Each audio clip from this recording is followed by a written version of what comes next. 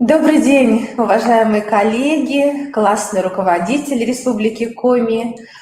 Коми Республиканский институт развития и образования приветствует вас на третьем республиканском семинаре, который благодаря именно вашим предложениям был обозначен как важный тематический семинар. И именно в этом году мы начинаем с очень важной темы профилактика девиантного и асоциального поведения обучающихся, формы и методы в работе классного руководителя.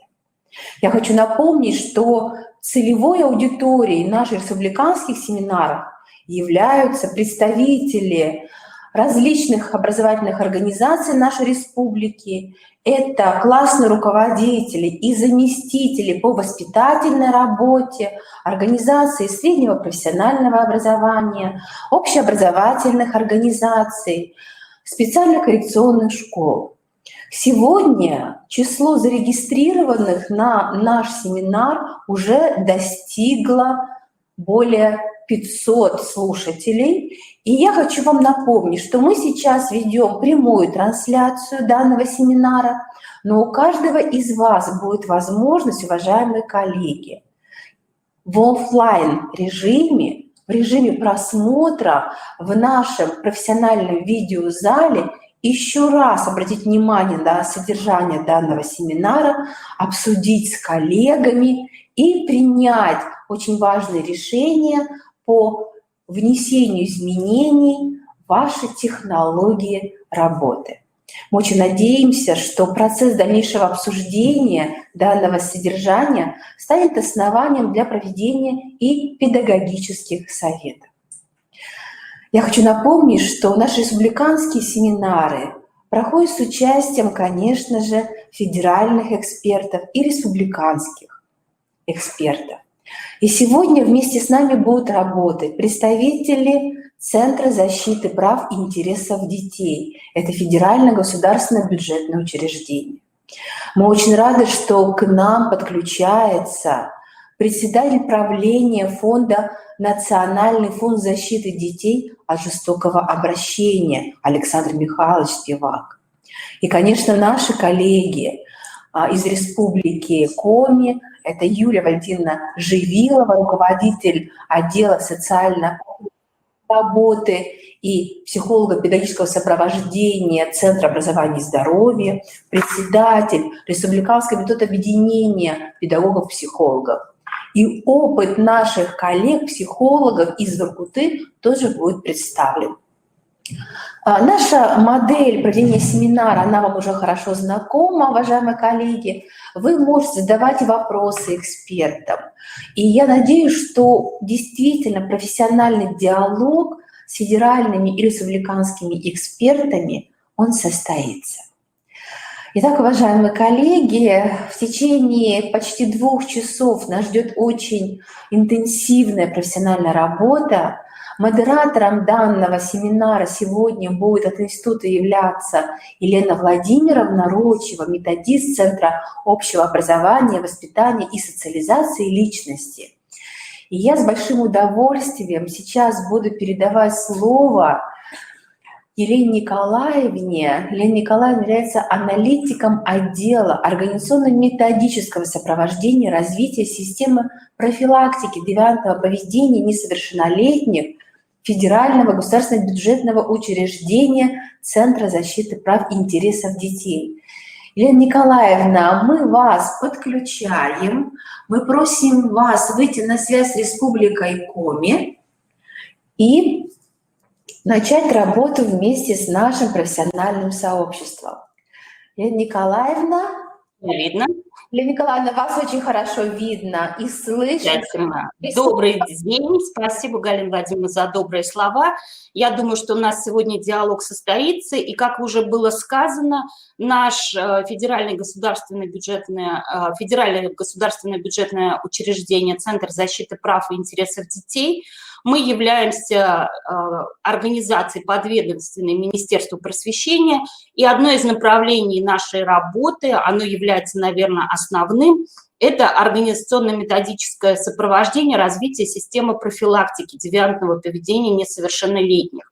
Ну и как вы все знаете, что основным документом, который направлен на защиту интересов несовершеннолетних, формированию у них готовности к саморазвитию, самоопределению и ответственному отношению к жизни, является концепция развития системы профилактики безнадзорности и правонарушений несовершеннолетних.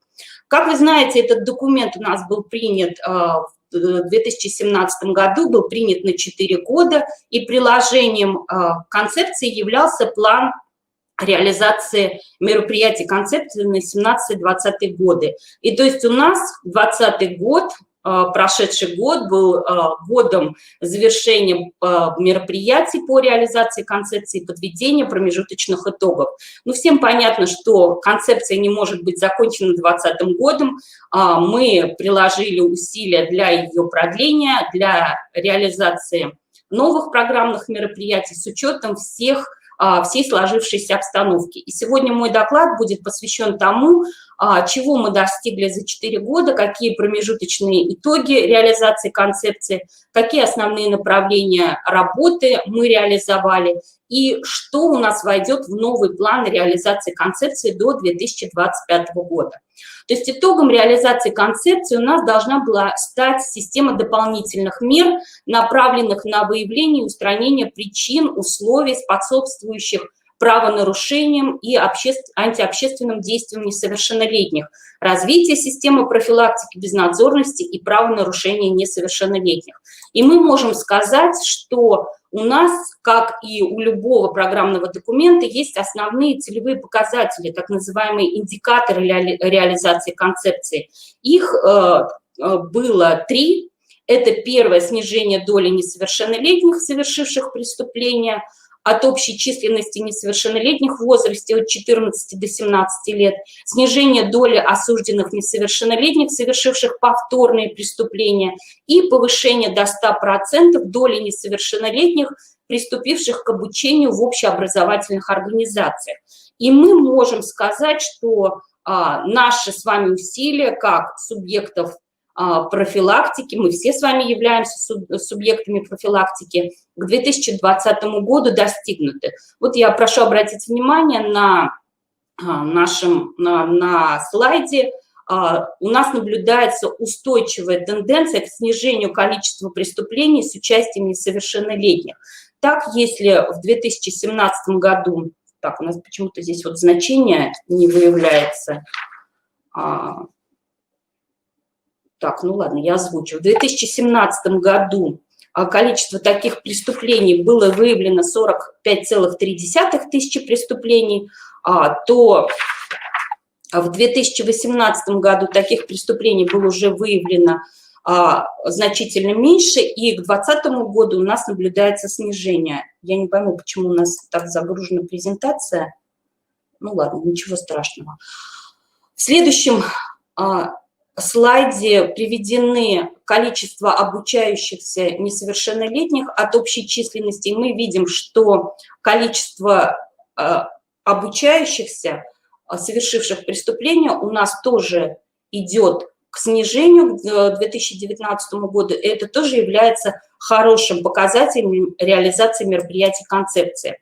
Снизилось количество преступлений, совершивших с несовершеннолетними в состоянии алкогольного и наркотического опьянения. Как видно на сайте, если в 2017 году количество таких преступлений составляло 5,4 тысячи человек, то в 2020 таких преступлений совершено уже 4,4 тысячи преступлений. Это в состоянии алкогольного опьянения, это в состоянии наркотического опьянения. И такой показатель нас действительно радует. И как показывает статистика, наблюдается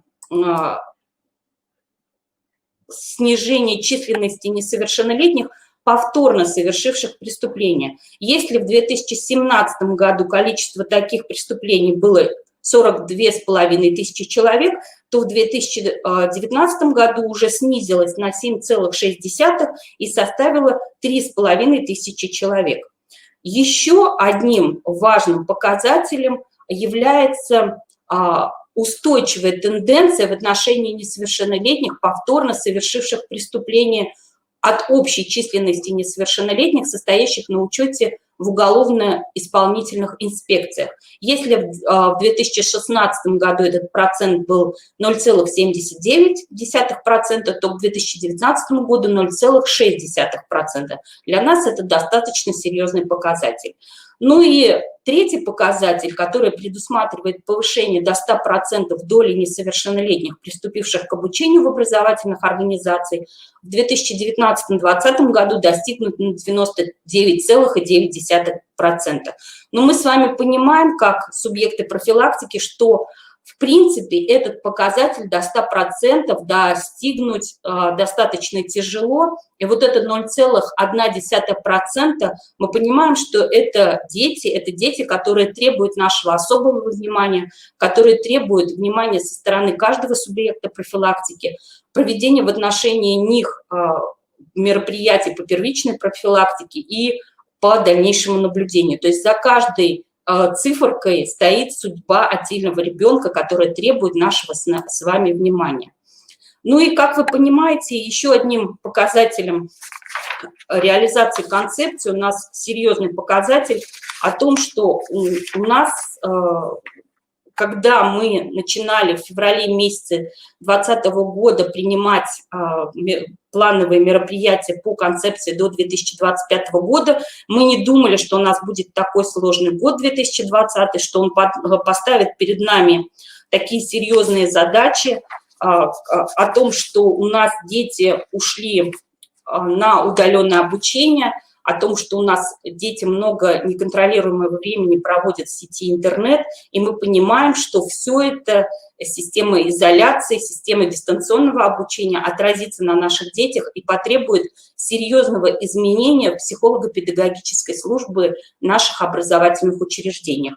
И поэтому такой критерий, как увеличение, несмотря на то, что у нас увеличилась доля педагогов-психологов в образовательных организациях по сравнению с 2016-2017 годом, мы понимаем, что у нас вместе с тем возросла нагрузка на психолого-педагогическую службу, как на педагогов-психологов, так и на социальных педагогов. Вот перед вами на слайде мы привели долю, сколько у нас приходится учащихся на одного педагога-психолога. Если в 2016 году у нас на одного педагога-психолога приходилось 648 учащихся, то к 2019-2020 году 619 учащихся. И мы понимаем, что этот показатель очень серьезный, что это требует очень больших сил, напряжений, требуется большое внимание со стороны, наверное, руководителей образовательных организаций к созданию условий для нормального функционирования психолого-педагогической службы. И также возросла нагрузка у нас на социальных педагогов. Если в 2016-2017 учебном году нагрузка на одного социального педагога в среднем была 849 человек, то к 2019-2020 году количество детей на одного социального педагога возросло до 892 учащихся. То есть, как вы видите, это достаточно серьезная нагрузка. При формировании плана мероприятий на 2021-2025 годы мы учли, что у нас очень сложные проблемы с тем, что возросла не только нагрузка на нашу социально-психологическую службу, а сейчас с учетом новых тенденций в развитии воспитательного процесса, увеличения внимания именно к воспитанию, немножечко мы изменили угол к формированию программных мероприятий. И приоритетными направлениями развития концепции до 2025 года мы как раз выделили такие, что структурирование, основным мы выделили структурирование профилактической деятельности по уровням, в том числе разработка алгоритмов работы для каждого направления профилактики. То есть для первичный для индивидуальной и для специальной профилактики. Мы понимаем, что это будет очень, наверное, большим подспорьем в вашей работе, и мы постараемся вам в этом помочь. Также структурировав все предложения из 85 субъектов Российской Федерации при формировании плана развития концепции до 2025 года, большое внимание было уделено профилактическим мероприятиям, направленным на воспитание личности. Это сейчас у нас очень важно. Воспитание личности на основе социокультурных, духовно-нравственных ценностей. Одним из направлений нашей будущей работы является расширение состава субъектов профилактической деятельности, а также документальное закрепление их полномочий. Важным направлением работы развития системы профилактики до 2025 года является проведение мероприятий на создание положительного имиджа семьи и семейных ценностей. Мы с вами прекрасно понимаем, что несмотря на все наши усилия, все-таки первичная профилактика у нас начинается в семье, и все, что у нас выходит из семьи, оно идет в наши образовательные организации, и основным элементом нашей работы, нашей профилактической работы все-таки должна стать семья. А имидж семьи, развитие семейных ценностей, проведение семейных праздников, большое внимание мы уделяем семьям, имеющим приемных детей, многодетным семьям. Чаще всего именно там формируется у нас положительный имидж. Все это учтено в направлениях развития концепции до 2025 года. Также мы с вами понимаем, что жизнь не стоит на месте, что еще несколько лет назад появление таких понятий, как буллинг, кибербуллинг, были для нас новыми. Мы понимаем, что у нас расширяется понятийный аппарат, связанный именно с антиобщественным поведением. Мы все это учитываем, и введение нового понятийного аппарата и создание методических рекомендаций, методических пособий, аналитических каких-то материалов, которые помогут вашей дальнейшей работе, все это мы предусмотрели в плане мероприятий по развитию концепции. Также одним из актуальных направлений программных мероприятий является регламентация порядка межведомственного взаимодействия. Все 85 субъектов Российской Федерации, которые принимали участие в составлении проекта плана развития концепции, говорили о том, что очень важно в профилактических мероприятиях обеспечить межведомственное взаимодействие. Профилактика не может проходить одним человеком. Мы с вами понимаем, что в этом задействованы очень многие структурные подразделения, очень многие субъекты, и именно их работа в тандеме, работа по... Даже здесь трудно сказать, что это должен быть какой-то алгоритм, но определение, что должен делать каждый субъект профилактики в определенном случае, для нас тоже является очень важным. И именно регламентация этого порядка у нас станет, наверное, во главу угла развития концепции. Также на законодательном уровне мы постараемся закрепить ведомственные профилактические учеты, потому что мы понимаем, получая от вас ваши аналитические справки, ваши отчеты, понимаем, что это всегда сложно, что различные профилактические учеты, что в разных ведомствах они... Бывает так, что мы одни и те же отчеты отправляем в различные ведомства, и очень часто у нас получается, что делаем там двойную, тройную работу. Все это мы учтем, надеемся, что мы это все учтем при реализации программных мероприятий. Также новым направлением в развитии воспитательной работы у нас является развитие института наставничества, которое зарекомендовало себя как одну из самых эффективных мер профилактической деятельности.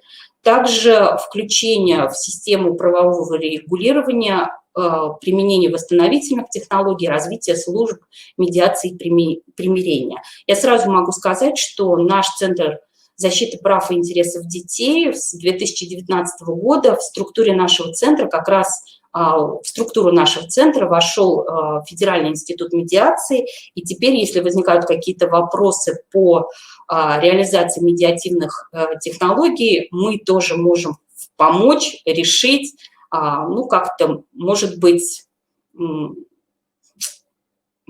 я уже в конце запланировала вам сказать, что мы для вас подготовили, но в любом случае медиативные технологии – это тоже одно из приоритетных направлений развития профилактической работы. Также мы понимаем, что у детей необходимо распространять знания, умения и навыки ответственного отношения к своему здоровью. Мы понимаем, что 2020 год был для нас достаточно сложным. Мы поняли, что здоровье наше хрупкое, здоровье наше требует постоянного внимания, и этому нужно учить наших детей. Наши дети должны понимать, что нарушение... Извините, наши дети должны понимать, что они должны ответственно относиться к своему здоровью, несмотря на все попытки, может быть, каких-то деструктивных организаций, всеми возможными и невозможными способами наших детей, как раньше это говорили, затянуть в свои сети. Мы должны учить детей противодействовать не только таким деструктивным организациям, но и любым попыткам в интернете втянуть их в антиобщественное поведение. Также мы должны понимать, что и от нас это требует определенных усилий. Жизнь не стоит на месте, как я уже сказала, что отрицательные зависимости всегда будут около наших детей, наши дети всегда будут в зоне повышенной опасности, и мы должны не то что на шаг, а на несколько шагов опережать тех, кто пытается сделать жизнь наших детей, покушаться на жизнь наших детей. Так, простите. Так, что еще хотелось бы сказать в заключение? Мы с вами понимаем, что планируя программные мероприятия, концепцию до 2020 года, мы должны с вами опираться на накопленный опыт. Как уже было сказано, наш Центр защиты прав и интересов детей, являясь структурным подразделением подведомственной организации Министерства просвещения Российской Федерации, ведет различные направления работы, и я вам предлагаю обратиться, вот это наш сайт ФРЦП.ру, это сайт Центра защиты прав и интересов детей. Я вам очень советую зайти на наш сайт. Мы не так давно, 22-23 декабря, проводили Всероссийскую научно-практическую конференцию, и очень много материалов мы после конференции загрузили на наш сайт. Также на нашем сайте есть такие направления работы, как работа с инвалидами и лицами ОВЗ. Также есть методические материалы и разработки по противодействию злоупотреблению наркотикам и их незаконному обороту. И хотелось бы сказать, что об опыте Центра защиты прав и интересов детей, что наш центр является федеральным оператором социально-психологического тестирования обучающихся образовательных организаций с целью профилактики раннего вовлечения в незаконное наркопотребление. И нашими сотрудниками на ежегодной основе проводится мониторинг организации проведения тестирования. Оказывается экспертно-методическое сопровождение деятельности специалиста. Вот уже 3-й год на базе центра работает горячая линия по вопросам организации СПТ в регионах. Созданы и активно функционируют личные кабинеты региональных операторов. Проводятся обучающие семинары. Я сразу в скобках скажу, что у нас очень много на нашем сайте обучающихся семинаров по различным направлениям, не только по организации СПТ. С 2018 года нашим центром проводится конкурс социальной рекламы в области формирования культуры здорового и безопасного образа жизни, стиль жизни, здоровья. И мы можем похвалиться, что в 2020 году в нашем конкурсе приняли участие более 8 тысяч обучающихся из 61 субъекта Российской Федерации. И всего на конкурс было представлено около 4 тысяч очень хороших работ наших обучающихся. И в сентябре 2020 года, это тоже одно из наших достижений, на постоянно действующей платформе Всероссийского центра опросов онлайн мы провели опрос обучающихся о вовлечении их в зависимое поведение. И уже сейчас в опросе приняло участие более 900 тысяч респондентов из всех субъектов Российской Федерации. Также Центр защиты прав и интересов детей, постоянный участник всероссийской акции «Стоп ВИЧ-СПИД», которая организуется Фондом социально-культурных инициатив. И с 2017 года в рамках акции мы проводим опрос молодежи о ВИЧ по определению их уровня компетентности. И уже в этом году в опросе приняло участие более 700 респондентов из всех субъектов Российской Федерации. И мы можем сказать, что впервые в этом году мы провели открытый диалог с родителями о профилактике распространения ВИЧ-инфекции. У нас ролик о проведении этого опроса, что знают родители, что знают дети, как это все сочетается в пределах семьи, можно посмотреть тоже на сайте нашего центра. В целом мы можем сказать, что по любым вопросам вы можете обращаться к нашим специалистам не только по направлению профилактики девиантного поведения и реализации программных мероприятий по концепции безнадзорности и правонарушений несовершеннолетних, но и по различным направлениям деятельности нашего центра. В заключение мне бы хотелось сказать, что классный руководитель – это все-таки важное звено в системе профилактики. Вот было уже сказано, что у нас в сегодняшнем мероприятии принимают участие в основном классные руководители, формы и методы в работе классного руководителя, да, как звучит семинар. И хотелось бы сказать, что от классного руководителя зависит очень многое. Это человек, который большее время проводит времени с нашими детьми, несмотря на то, что у нас многие дети во многих регионах еще находятся в режиме дистанта, но все-таки это человек, как мы в наше время называли, это наша вторая мама, которая все знает о наших детях, все понимает, все видит. И первый, наверное, после мамы человек, который поймет, что с нашим ребенком что-то не так, это классный руководитель.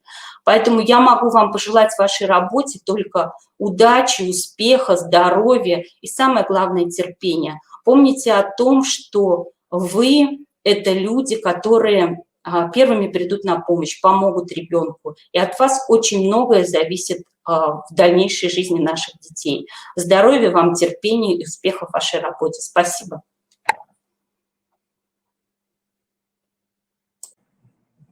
Елена Николаевна, спасибо вам за представленный материал. Свои вопросы участники могут задавать. Да, я вот вижу вопрос. Можно сразу отвечу? Конечно, Елена Николаевна, да. В ближайшем времени нормативы по количеству обучающихся на одного педагога-психолога. Но мы вот с вами прекрасно понимаем, что несмотря на нашу жизнь, вот те нормативы, которые сейчас установлены, они очень, конечно, такие размытые, да, то есть у нас получается, что какие-то школы у нас малокомплектные, какие-то школы у нас в них много обучающихся, и нагрузка на одного педагога-психолога у нас приходится очень большая. Мы понимаем, это очень важный вопрос, мы постоянно об этом держим. Ну, как говорится, мы держим руку на пульсе, мы понимаем, что это зависит не только от нас, мы постоянно готовим аналитические справки о том, что это необходимо. Мы заложили это в концепцию до 2025 года, и мы очень надеемся, что все наши предложения, которые мы внесли, все-таки будут услышаны, прислушаются, и в чем-то мы сможем изменить жизнь нашей психолого-педагогической службы и в чем-то помочь их работе. Да, участники благодарят вас за ваше выступление. Спасибо. Спасибо. Все остальные вопросы, которые участники попробуют вам задать уже лично по представленным телефонам либо электронному адресу. Все, спасибо. Спасибо, Елена Николаевна. Мы приглашаем к нам в эфир Александра Михайловича Спивака. Это председатель правления фонда «Национальный фонд защиты детей от жестокого обращения». а также член Совета Министерства образования и науки Российской Федерации по защите прав детей-сирот и детей, оставшихся без попечения родителей. Александр Михайлович, вы на связи, добрый день. Приглашаем к нам в эфир.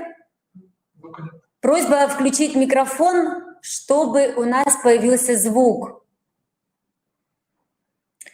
Александр Михайлович еще является членом Координационного совета при правительстве Российской Федерации по проведению в Российской Федерации десятилетия детства, а также член Совета при правительстве Российской Федерации по вопросам попечительства в социальной сфере и член правительственной комиссии по делам несовершеннолетних и защите их прав. Александр Михайлович, вам слово. Не слышно, что-то со звуком. Александр Михайлович, попробуйте выбрать микрофон в настройках сверху.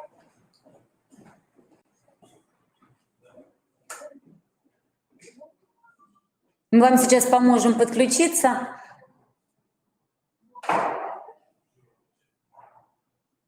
Нет, где шестеренка, настройки, выбрать микрофон, а нужно нажать на иконку в виде камеры. На иконку в виде микрофона нажимать не нужно.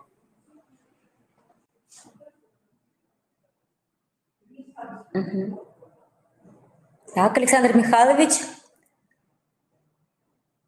Да, мы вас, к сожалению, не слышим. К сожалению, не слышим. Выполните еще раз то, что говорит вам системный администратор. В настройках нужно выбрать источник микрофон, выбрать тот микрофон, который у вас на гарнитуре.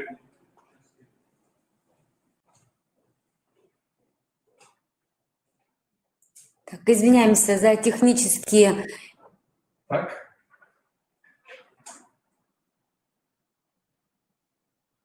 Нет, Александр Михайлович, попробуйте в наушниках еще раз в микрофон говорить. Может быть, тот микрофон подключен сейчас для связи. Я все время пытаюсь, ничего пока не... Вот, теперь все слышно. Сейчас слышно? Да. А да. вот секунду. Угу. Да, мы подождем Александра Михайловича, который нам сегодня расскажет о вопросах родительского просвещения в рамках организации профилактической работы. Александр Михайлович, мы рады приветствовать вас. Республика Коми ждет вашего выступления. Добрый день. Добрый день, уважаемые коллеги. Я рад, что техника все-таки наконец работает. Если можно включить презентацию, будет удобно. Да, как называется презентация? Там по моей фамилии она должна быть. По фамилии. Сейчас минутку. Да, сейчас, секунду. Да, сейчас мы подключим. Да. Коллеги, я рад всех приветствовать. Благодарю за приглашение принять участие в таком представительном семинаре. Меня попросили поговорить о вопросах родительского просвещения в рамках организации деятельности по профилактике девиантного социального поведения для классных руководителей и других работников системы образования, которые собрались на семинар. Я попробую построить свое выступление из двух частей. Вначале дать ориентировку в том, какое место родительское просвещение занимает в профилактике, для того, чтобы мы увидели границу его возможностей, возлагали на него те надежды, которые возлагать целесообразно и можно, не возлагали тех надежд, которые на него возлагать не имеет смысла. И во второй части привести некоторый конкретный вариант программы, которая уже реализуется нашим учреждением. Мы создали образовательную организацию, которая называется Национальный институт защиты детства, и она отработала значительное количество проектов в сфере дистанционного и очного просвещения родителей, в том числе во взаимодействии с социальными и образовательными организациями, с работниками школ и социальных учреждений. Надеемся, что этот опыт конкретный будет вам полезен. Мы также проводили по заказу Центра защиты прав детей и Министерства просвещения, коллега из Центра выступала передо мной, обзор и анализ региональных практик организации деятельности по родительскому просвещению в целом. И этот материал также доступен в Центре защиты прав детей, он тоже может представлять для вас интерес. В первую очередь необходимо оговорить несколько важных общих вещей для того, чтобы на одном языке разговаривать. Мы все понимаем, что под профилактикой имеется в виду предотвращение, превенция каких-то негативных явлений, негативных событий. В данном случае девиантного и асоциального поведения детей, обучающихся в школах, обучающихся в системе образования. И центр внимания, центр приложения усилий в любой профилактике – это тот период, который происходит по большей части до появления самих негативных проявлений. В широком смысле профилактика – это любая работа, которая ведется с несовершеннолетними, с детьми до того, как стало проявляться девиантное поведение. И в связи с тем, что понятие настолько широкое, и в связи с тем, что практически любые усилия специалистов, семьи, социального окружения, направленные на решение воспитательных задач, направленных на социализацию, направленных на организацию позитивного общения, направленных на формирование конкретных знаний и навыков, можно, в принципе, назвать профилактикой, поскольку любое позитивное воспитание так или иначе предотвращает отклонение от социальной нормы, предотвращает в какой-то степени те или иные негативные события, то слово профилактика и область деятельности у нас оказалась необычайно широкой и в связи с этим необычайно неструктурированной. Очень сложно понять, что относится к профилактике. Практически вся наша деятельность, вся наша работа при известном обобщении будет относиться к профилактике. Очень сложно в этом смысле конкретно предъявить какие-то критерии оценки результативности, конкретные требования и конкретные методики именно профилактической деятельности, потому что в таком широком понимании к профилактике относится все на свете. Это является некоторой проблемой, и эта проблема так или иначе решалась во всех областях, в которых существует профилактика. В социальной работе, в здравоохранении и медицине, в педагогике и в психолого-педагогической деятельности и так далее. В чем решение? Нам необходимо структурировать профилактическую работу, увидеть конкретные группы, конкретные категории или особенности детей и семей, которые нуждаются в этой профилактической работе в первую очередь, хотя понятно, что она может осуществляться со всеми, и увидеть конкретные, скажем так, не столько общие цели, сколько конкретные мишени, конкретные изменения, которых мы хотим достичь. А в связи с этим уже сейчас и в концепции нового законодательства, и в разработках, которые вам коллеги представляли, фигурирует разделение профилактики на несколько уровней. Прежде всего, одно важное ограничение, один важный критерий, один важный аспект, который хочется с самого начала оговорить. Уже к началу 21 века становится абсолютно понятно, и не только с практической, но и с научной точки зрения, что объектом профилактической работы не может быть ребенок или обучающийся сам по себе. Ребенок – это часть семейной системы.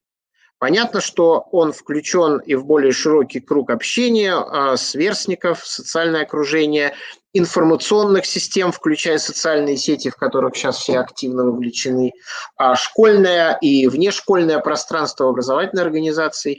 Но первоначальной единицей нашего общества является семья.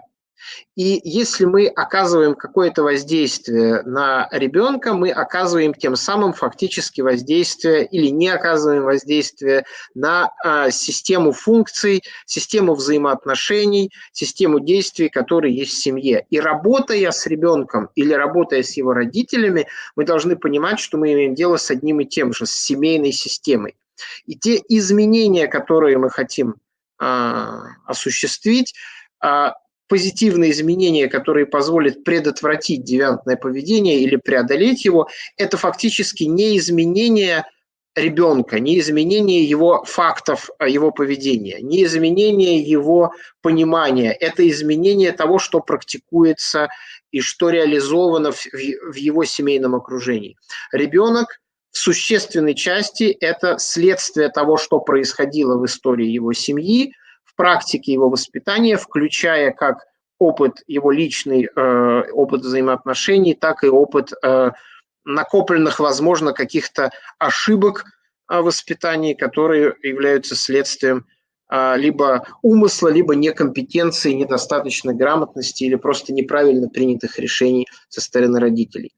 Это в нынешних условиях сложно для классных руководителей и для школы, хотя коллега и говорила, что классный руководитель может мыслиться как вторая мама. Мне кажется, в большинстве случаев в нашей реальности сейчас, в текущем году, это не так. Не хватает сил и ресурсов работников образовательных организаций, чтобы в такой степени плотно контактировать с каждой конкретной семьей. И здесь возникает проблема взаимодействия школы и семьи в рамках профилактической работы. И именно поэтому здесь очень важно правильный выбор методов и то самое межведомственное взаимодействие. За последние десятилетия произошли существенные изменения в понимании того, что такое защита детей, что такое профилактика сиротства, девиантного поведения, правонарушений, преступлений, асоциального поведения. В первую очередь в подходах, которые применяются к этой профилактической работе. Если коротко их перечислять, они обозначены на слайде, мы говорим о том, что сейчас признано эффективным, не то что правильным, а эффективным, результативным, уходить от принципа преступления и наказания или проступка и возмездия к принципу помогающему. Когда мы воспринимаем девиацию как проявление некоторых недостатков, дефицитов, проблем, и само по себе наказание или ответственность та или иная не решает этих проблем, их нужно решать путем профессиональной помощи.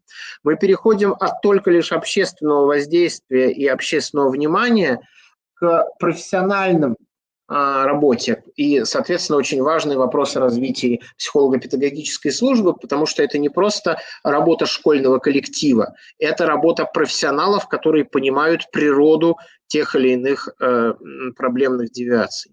Это переход от центрирования на ребенка к семейно-ориентированному подходу, то, о чем я уже сказал, когда мы рассматриваем семью как единое целое.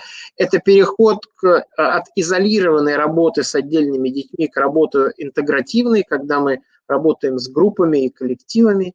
Это переход к восстановлению необходимых умений, навыков и функций просто от того, чтобы какую-то воспитательную работу делать за родителя, если родитель ее не выполняет, и подхватывать, что называется, то, что не происходит в семье силами учителей. Это не всегда результативно, и это малореалистично. Это переход от работы с семьями и детьми в социально опасном положении, которые признаны таковыми и поставлены на учет, к более раннему оказанию помощи, а следовательно и раннему выявлению неблагополучия, а если еще фактов девиантного поведения нет, то к выявлению признаков, которые могут свидетельствовать о риске, о угрозе, о тех проявлениях, которые с высокой степенью вероятностью приведут, если такую помощь не оказать, к асоциальным проявлениям. И переход от отдельного набора отдельных услуг и мероприятий, не зависящих друг от друга, к комплексному, логичному сопровождению случая, когда каждый из видов поддержки, каждый из видов профилактической работы увязаны во времени и, что самое главное, по целям и задачам. Вот это понимание того, что профилактика – это не наказание, общественное порицание и работа отдельно с ребенком самим по себе, тогда, когда он уже что-то совершил, а это профессионально ориентированная, снабженная методически помощь помощь не самому ребенку, а его семье в целом, направленная на нормальное восстановление семейных функций, в том числе воспитательных, на ранней стадии семейного кризиса. Вот это понимание, оно только лишь постепенно реализуется в конкретной практике, и понятно, что для того, чтобы в идеальном виде воплотить такой подход и такую концепцию, необходимо еще достаточно много работы. Для того, чтобы четко понимать место, какое в этой работе может занять родительское просвещение, нам нужно зафиксировать 3 возможных уровня профилактики. На первом уровне, и это уже сейчас закреплено в концепции нового законодательства о профилактике, одобренной комиссией несовершеннолетних и защите их прав при правительстве, профилактика осуществляется практически со всеми несовершеннолетними и их семьями. И здесь она сводится к информационной, обучающей, консультационной и как раз просветительской работе. Важным для этого уровня является то, что здесь мы не фиксируем каких-то конкретных угроз у конкретной семьи, у конкретного ребенка. Такая работа практически может и должна вестись со всеми обучающимися и их родителями, и просвещение здесь несет задачу укрепления семьи в целом и формирования у желающих родителей, самих изъявивших желание получать образовательную консультационную поддержку, и у тех родителей, которых удалось вовлечь в эту работу, общего уровня понимания и знаний, необходимых для предотвращения негативных явлений. Вторичный уровень, то, что традиционно называется индивидуальной профилактической работой, результативен тогда, когда мы уже фиксируем у конкретных детей проявления, которые свидетельствуют о риске или единичных фактах девиантного поведения. И здесь общепросветительская работа менее результативна, поскольку она нацелена на передачу знаний для тех, кто замотивирован эти знания получать и готов активно включаться. Во вторичной профилактике просвещение уже носит более узкий характер, в большей степени это такая индивидуальная работа специалиста с ребенком и специалиста с его семьей в рамках сопровождения семьи, которая предполагает конкретный анализ ситуации в конкретной семье, ее причин и обучение совершенно конкретным навыкам или восстановление психологических условий, педагогических условий в зависимости от того, о чем удается договориться и о том, как удается взаимодействовать с этой семьей. И здесь просвещение такое широкое в традиционных его формах: лекции, консультационные группы, раздача печатных материалов, дистанционные форматы родительских университетов играют намного меньшую роль, поскольку здесь нужна индивидуальная работа. Третичный уровень или специальная профилактика, она касается уже тех, кто проявил факты девиантного или асоциального поведения и направлена на предотвращение повторов и рецидивов. То есть третий уровень профилактики – это реадаптация, ресоциализация и в большей степени связано с восстановительными программами, когда факты девиации уже налицо и нужно возвращать ситуацию в нормальное русло. Тут в меньшей степени мы говорим о профилактике самого девиантного поведения, в большей степени говорим о профилактике рецидивного девиантного или повторного девиантного поведения. Вот исходя из этого анализа можно сказать, что самую продуктивную большую роль именно родительское просвещение играет на первичном уровне, когда мы работаем с достаточно широким кругом детей и семей. Нацелено оно на формирование в широком смысле слова родительских компетенций или родительской компетентности, которую нужно, конечно, понимать не как набор некоторых абстрактных теоретических знаний, а как способность конкретных родителей видеть реальную ситуацию, в которой развивается ребенок, и предпринимать совершенно понятные усилия для того, чтобы менять ее в более благоприятную сторону. Это имеет аспект ценностей, это имеет аспект знаний, это имеет аспект понимания, какими методами можно на ребенка воздействовать, и это имеет также не менее важный важную сторону – это представление родителя о самом себе как о родителе. Как он себя как родитель чувствует, как он себя как родитель ощущает, в какой роли он в отношении ребенка в качестве родителя выступает. И когда мы анализировали и собственный опыт, и знакомились с научными исследованиями, мы увидели, что сейчас одним из наиболее признанных учеными и экспертами факторов некомпетентности и факторов, которые приводят к развалу родительско-детских отношений, является родительская неуверенность, как раз основанная на дефиците собственных знаний, когда человек не понимает, что делать в конкретной ситуации, когда он чувствует остроту проблемы. Естественно, подавляющее большинство родителей любят ребенка, желают ему добра, но совершенно не могут не владеть либо собой, либо владеть просто знаниями о том, как поступить и добиться результата, которого хочется добиться в том или ином случае. Это усугубляется тревогой о том, что подумают окружающие, о том, не воспримут ли нас как плохого родителя. Это усугубляется некоторой общей распространенностью физического воздействия и такой эмоциональной агрессии, уровень которой в обществе достаточно высока. И мы можем сказать, что когда родитель не уверен, встревожен, озабочен, сравнивает постоянно своего ребенка с другими, воспринимает его как неправильного, непослушного, непоследовательного и себя считает недостаточно хорошим родителем, это вызывает неконструктивные действия и, безусловно, может приводить к неадекватным реакциям, нарушениям отношений в семье, а это, собственно, и служит в подавляющем большинстве случаев корнем для девиантного и асоциального поведения.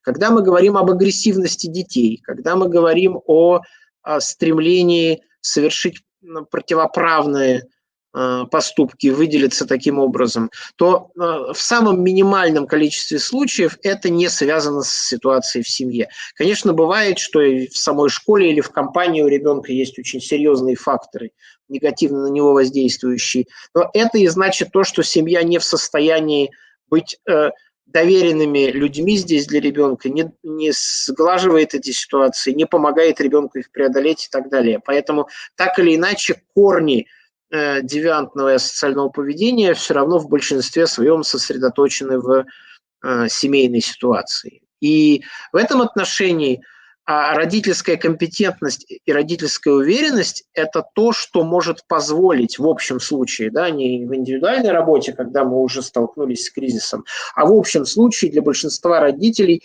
существенно снизить риски девиантного и асоциального поведения за счет того, что родитель на практике освоит и поймет, каким образом он может реагировать на те или иные проблемы собственные и проблемы детей, и за счет вот этого конструктивного духа и конкретных навыков не допускать того, что ребенок окажется в ситуации дефицита поддержки, безвыходности и то, что многих склоняет к тому, чтобы себя противопоставлять социуму, противопоставлять семье, противопоставлять школе, противопоставлять коллективу.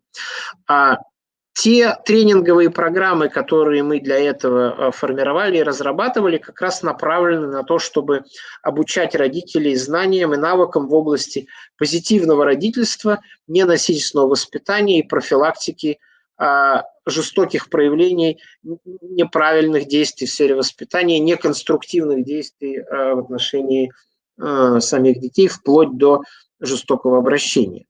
Такая тренинговая программа, с одной стороны, решает задачи предоставления знаний о детях, развитию навыков, анализа собственных родительских действий, некоторой рефлексии родительской и, соответственно, ответственной позиции, формирование у родителей мотивации на отказ от неконструктивных физических и насильственных методов воспитания и расширение арсенала, репертуара, набора родительских реакций на детей, методов воспитания и дисциплинирования. Это уже тот материал, который в той или иной степени может быть использован как в рамках школы, так и непосредственно классными руководителями. Что-то из содержания эта тренинговая программа может использоваться наверняка классными руководителями в рамках собственной работы, родительских собраний или каких-то других расширенных форм взаимодействия с семьей.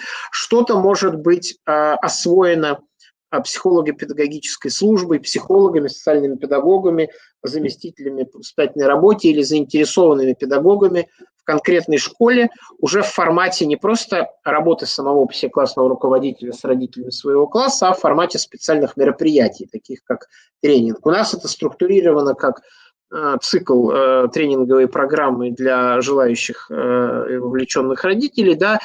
Цикл состоит из 10 мероприятий с регулярностью 1 раз в неделю. И, как показал опыт, он имеет очень хорошую результативность, как раз достаточно времени и возможностей для того, чтобы существенно сдвинуть ситуацию. Для нас было достаточно удивительным, что насколько существенный процент родителей не знают элементарных вещей, касающихся особенностей своих детей, которые не из их личной индивидуальности проистекают, а просто из возраста. Тем, кто уже давно варится в сфере педагогики и психологии, наверное, знание возрастных особенностей подросткового возраста, раннего школьного возраста кажется чем-то банальным и общепринятым. И мы сами удивляемся, как много людей просто элементарных вещей в этом отношении не понимают, а раз не понимают, то и реагируют не очень адекватным образом.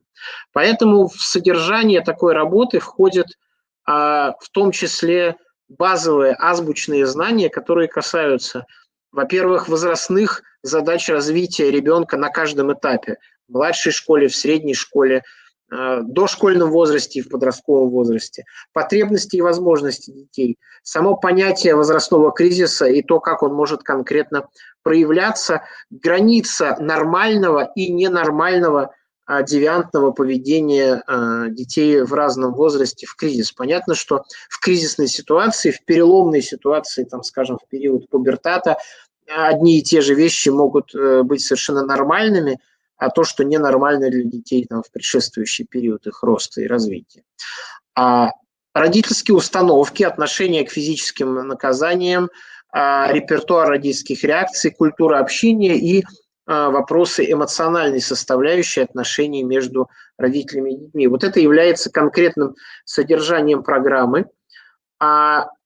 Тематика, чтобы сэкономить время, не буду все перечислять, представлена на слайде. Это про разбор трудного поведения детей, это про наказание, это про поощрение, это про причины и последствия тех или иных родительских действий, это про способы приема воспитания детей, это про формы возможного взаимодействия, игра, общение, разговоры, в том числе на сложные темы, такие как эмоциональная сфера и чувственная сфера. Вот я уже говорил, что такая программа может быть реализована в рамках цикла из 10 занятий, каждая, которая занимает примерно 2 академических часа с постоянным составом участников.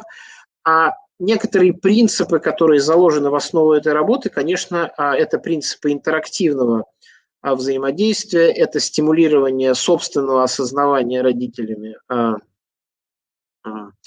своих действий и совмещение передачи каких-то знаний с практической отработкой опыта, да, и анализом конкретных ситуаций, которые есть в семье, и обсуждение того, что происходит или происходило в семье между отдельными занятиями. Я согласен с коллегами, которые говорят в чате о том, что, безусловно, есть группы более мотивированных родителей, менее мотивированных родителей. И всегда, если мы берем какой-то критерий, например, степень заинтересованности, мы можем всех родителей конкретного класса или школы расположить в определенную линеечку и взять горящих, заинтересованных, ответственных, которые готовы поглощать знания и сами их разыскивают, и соответствующие ресурсы в сети интернет, и тех, которым все равно. Но мотивационная работа тоже является составной частью такой программы. Безусловно, нужно использовать имеющиеся возможности и знания о том, как мотивировать. Мы будем стараться в этом году вот мы в Москве реализуем обучение для специалистов социальных центров, в том числе по мотивированию родителей на участие в таких программах, и такой методический материал будет доступен. Не всегда это удается, все равно остается какой-то процент тех, которые создадут большие сложности, но сами принципы и подходы к правильным мотивации, установлению мотивирующего контакта, они тоже должны быть известны специалистам, про них можно поговорить, их можно изучить, и тогда доля тех, с кем работать удается, будет существенно выше. А структура занятий состоит из игровых, рефлексивных и таких вот содержательных блоков. Да, опять же, можно посмотреть, вы затем с презентацией подробнее ознакомитесь. И то, что я говорил про мишени, они же являются, собственно говоря, критериями для того, чтобы оценить результативность реализации таких программ. То есть мы должны поставить перед собой содержательные задачи и сказать, каких изменений мы хотим добиться, а затем померить через анкетирование, через опрос, через неформальный разговор, не так важно, какими способами, померить изменения, которые произошли в конкретных слушателях этих программ. Вот развитие эмоциональной сферы, понимание переживаний ребенка и своих переживаний. Изменились ли они? Освоили ли родители совершенно конкретные приемы, которые позволяют им успокоиться или, наоборот, взбодриться в нужный момент. Навыков эмоциональной саморегуляции и реакции на понимание своей собственной стрессовой ситуации и управление этим стрессом. Знание и понимание возрастных потребностей. Какие знания прибавились, какие были, какие стали, насколько они изменились, какие приемы родитель усвоил. Это измеряемые вещи. То есть если мы понимаем содержание программы обучения родителей, мы можем подобрать соответствующие вопросы, которые скажут нам о том, что изменилось у тех, с кем мы работаем. И уже косвенным образом, безусловно, это будет сказываться на детях, но напрямую мы можем измерить только лишь результаты вот как бы изменения знаний, навыков и отношений. Мы можем измерять общий уровень эмоциональной напряженности, конфликтности, наличие фактов девиантного поведения среди детей тех родителей, которые прошли такую подготовку. Безусловно, существуют и детские программы, групповые психотерапевтические, терапевтические тренинги для детей, но детей уже тех, которые столкнулись с проблемой, которые испытывают неконструктивное физическое воздействие и в связи с этим проявляют повышенный уровень агрессивности. Есть отдельные и хорошо дополняющие эту программу формы работы с детьми, но они уже в большей степени применимы в рамках не общей, а индивидуальной профилактики, поскольку такие занятия важнее и нужнее тем детям, которые уже проявляют те или иные признаки риска девиантного поведения. Мы реализовывали ряд больших проектов, и в том числе в партнерстве с существенным количеством регионов. Насколько мне известно, в Республике Коми опыт реализации такой программы есть в Центре социальной помощи семье и детям города Сыктывкара. Они были одним из партнеров нашего Национального института защиты детства по программам «Семейный университет», и сейчас также для дошкольников реализуют услугу по проведению тренинга родительской уверенности для родителей из детских садов. Если у вас будет заинтересованность, вы можете, наверное, вам это не так сложно, поинтересоваться опытом коллег непосредственно в Республике Коми, но Национальный институт сам по себе активно распространяет эту программу и готов обсуждать, здесь кто-то из коллег задавал вопрос про приобретение тренинга, мы готовы проводить курсы повышения квалификации, в том числе с выдачей документов установленного образца повышения квалификации. Это одна из наших основных программ. Программа, вот проведение программы тренинга родительской уверенности и этим может заниматься, безусловно, и социальное учреждение, которое просто по истории взаимодействия стало нашим партнером, но это может заказывать и проводить у себя и конкретные школы, и управление образования, территориальные муниципалитеты. Поэтому мы будем очень рады, если этот опыт будет востребован на территории республики. Вот в пределах 30 минут общее представление о том, в какой рамке это существует, для чего это используется и какие результаты это может дать. Вот за 30 минут большего не удастся, а материал у вас будет, а конкретная обучающая программа для специалистов, на выходе из которой он просто сможет проводить такие просветительские программы, она доступна, и мы готовы на эту тему взаимодействовать. На слайде есть адрес сайта Национального фонда и второй адрес сайта Национального института защитадетства.рф. Мы открыты в любой форме, по электронной почте, по телефону. Можете к нам обращаться. Для тех, кто заинтересован, есть и, естественно, другие курсы и темы по смежным и по другим вопросам в сфере профилактики и защиты детства. Будем очень рады быть полезными и взаимодействовать. Наталья в чате спрашивает про рекомендации по работе с родителями в системе среднего профессионального образования. Про это нужно, наверное, отдельно поговорить. Александр Михайлович. Сейчас мы не укладываемся в регламент. Александр Михайлович, у нас к вам предложение. У вас есть еще 10-15 минут для сообщения каких-то важных тем, которые вы хотели бы обсудить с нашими участниками. Я думаю, что я уже практически закончил. Вот начиная реагировать на вопросы, да, я хотел бы сказать о том, что когда мы говорим о среднем профессиональном образовании, чаще всего то, с чем мы имеем дело, это последствия. Да?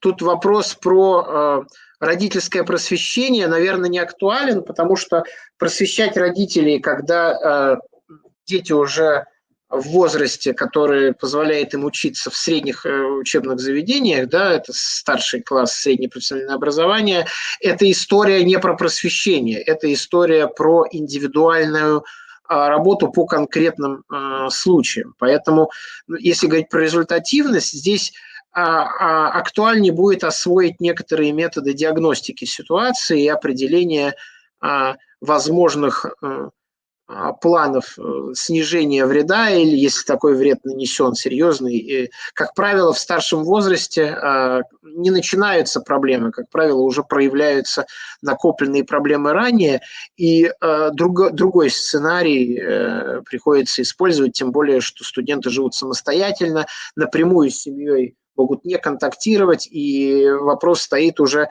не о работе с родителями, если честно, а все-таки о работе с ними самими, поскольку тут уже уровень взаимодействия совсем не тот, как это бывает в таком классическом школьном возрасте. Вот моя точка зрения такая.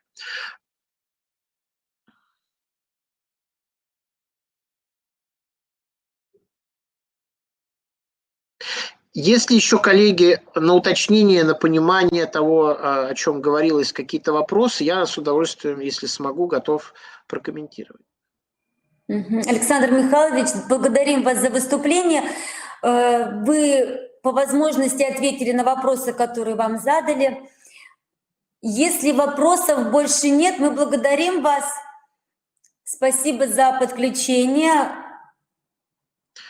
Спасибо за внимание и надеюсь на возможность встречи, общения, особенно личного. Всем здоровья. Я думаю, что наши участники воспользуются этими возможностями, которые вы предложили. Спасибо за подключение. Мы приглашаем к нашему участию следующего спикера. Это Живилова Юлия Валентиновна, которая является председателем Республиканского методического объединения педагогов-психологов, которая представит нам сегодня современные подходы к профилактике девиантного и асоциального поведения обучающихся в системе образования Республики Коми. Юлия Валентиновна – это руководитель отдела социально-профилактической работы и психолого-педагогического сопровождения Республиканского центра психолого-педагогической, медицинской и социальной помощи. Юлия Валентиновна с нами на связи. Добрый день. Добрый день, уважаемые коллеги. Сегодня мы с вами говорим о девиантном поведении, отклоняющемся поведении, и довольно яркая насыщенность сейчас выступали предыдущие два докладчика, поэтому я не знаю даже, чем вас удивить сегодня, но все-таки давайте я вам озвучу ту информацию, которую для вас подготовила. Как видно из названия, мы будем говорить сегодня о обучающихся. Это та у нас? О девиантном поведении и о современных подходах к этому явлению. Что такое девиантное поведение? На ваш взгляд, что такое девиантное поведение? Это, конечно же, то, что не укладывается в какие-то нормативы, принятые в обществе. Так ведь? И что такое норма, опять же, для нашего общества, потому что еще в далекие века преподобный Антоний Великий сказал такие, можно так сказать, пророческие слова. Наступят времена, когда 9 больных придут к одному здоровому и скажут: ты болен, потому что ты не такой, как мы. И вот эти вот слова очень ярко описывают ту картину, которая сегодня у нас с вами, к сожалению, складывается и в Республике Коми, и в России, хотя вот предыдущий докладчик говорил о том, что у нас идет тенденция к снижению преступлений, совершенных несовершеннолетними, к снижению каких-то совершения преступлений в алкогольном состоянии, в наркотическом состоянии, по увеличению психологических служб, снижению обеспеченности, да, обучающихся педагогами, психологами. У нас, к сожалению, в республике ситуация немножечко настораживает, и обеспеченность психологическими службами, в частности, далека от 100%, менее 40% образовательных организаций обеспечены педагогами и психологами, соответственно, психологическая служба, которая призвана осуществлять психолого-педагогическое сопровождение, в том числе осуществлять и координировать профилактику девиантного поведения, не может этого делать по веским причинам, ввиду отсутствия специалистов. И именно поэтому сегодня мы к вам обращаемся с призывом включаться в эту работу, в работу по профилактике активно, не надеяться на то, что кто-то один в поле воин всю работу выполнит, и девиации у нас будут в далеком прошлом. Нам нужна с вами объединенная работа в сотрудничестве педагога, психолога, социального педагога, классного руководителя, всех учителей, предметников образовательной организации, чтобы справиться с вот этой надвигающейся на нас угрозой, которая просто вот нас нахлёстывает, да, вот эта волна насилия, кибербуллинга, суицидального поведения, аутоагрессивного. Это и алкоголизм, и пьянство, и наркотики, воровство, разбой. Ну, все, что можно себе представить, оно все есть у нас в республике. И только за прошлую неделю к нам было несколько обращений по аутоагрессивному поведению, например. Это ужасные цифры. Попытки. Вот это все настораживает, это все девиантное поведение, это все, что не укладывается в нормы, но, к сожалению, у нас такие идут тенденции, когда вот этот рост, он будет представлять типичную картинку современного общества. Хотелось бы этот процесс как-то минимизировать, остановить и развернуть в сторону улучшения, но нужны объединенные усилия с нашей стороны и нужна командная работа. И сегодня я хотела бы с вами немножечко вспомнить о том, что мы с вами наибольшее количество девиаций наблюдаем в подростковом возрасте. И вот этот промежуток до 18 лет – это, скажем так, разгул девиаций у наших детей. И именно в этом возрасте нам приходится с ними работать в рамках обучения в образовательной организации. Но чаще всего вот есть такая группа риска. Это неполные семьи, это семьи, в которых есть алкоголизация, это дети-сироты, это те, кто остался без попечения родителей. То есть вот правильно говорил Александр Михайлович, что и Елена Николаевна, что именно семья является главным фактором возникновения девиации. Но в сложившихся условиях, в сложившейся ситуации мы как образовательная организация можем внести свою лепту, чтобы как-то защитить наших детей, наше будущее. Часто бывает так, что девиантным поведением мы называем такое отклоняющееся проблемное поведение наших детей. Это часто бывает и потому, что мы, в принципе, с вами привыкли реагировать ярко эмоционально при каких-то ситуациях нежелательного поведения. Если кто-то не ответил на наш вопрос так, как мы хотим, если игнорируют нас, если ты тупой, ты дебил. Бывают вот такие вот с нашей стороны посылы, когда мы сами культивируем вот это отторжение и девиантное поведение. И хотелось бы в этой связи все-таки отметить, что подростковый возраст, он нас должен держать во внимании, поскольку он такой переходный, да, переход от детства в взрослость, и в этом переходе мы должны ребенку помочь, чтобы он прошел через этот временной промежуток с меньшими потерями, без потерь каких-то близких, теплых семейных отношений, без потерь во взаимоотношениях с взрослыми в образовательной организации, и в том числе бы еще и получил какие-то знания, умения, навыки в школе, и при этом еще и девиации его были сведены максимум к нарушению дисциплины на уроке или каким-то дерзким высказыванием в отношении учителя. Остальные девиации были бы у нас за нашим представлением об этом. Что нужно сказать? Помните, да, что есть в подростковом возрасте такое явление, как